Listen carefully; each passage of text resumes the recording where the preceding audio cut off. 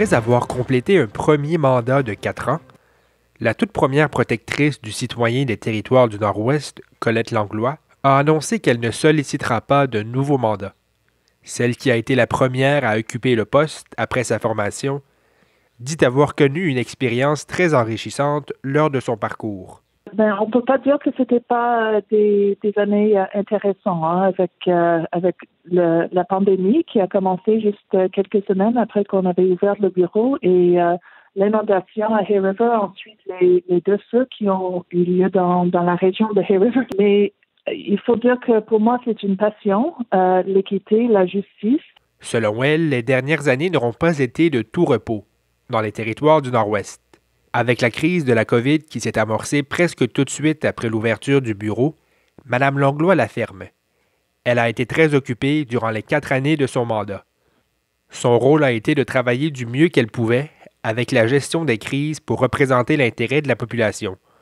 En plus de la pandémie, des crises telles que les inondations à Hay River et les feux de forêt aux 4 coins des territoires, combinées avec les évacuations, l'ont gardée active durant la période de ses fonctions. Il n'y a pas à dire, selon elle, le poste est tout à fait pertinent au TNO.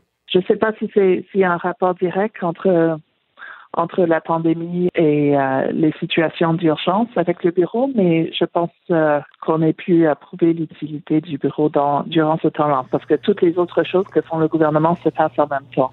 En faisant l'annonce qu'elle ne sera pas de retour en poste dès l'embauche du prochain protecteur du citoyen, Mme Langlois a présenté une série de recommandations devant l'Assemblée législative. Parmi la série de modifications qu'elle veut apporter à la loi sur le protecteur du citoyen, elle souhaite notamment étendre la compétence du poste aux administrations des villes, des cités, des villages et des hameaux. Toutefois, comme dernier point dans sa liste, elle aimerait voir le titre francophone du poste modifié. Selon elle, le poste devrait être nommé Ombud en français, plutôt que protecteur du citoyen.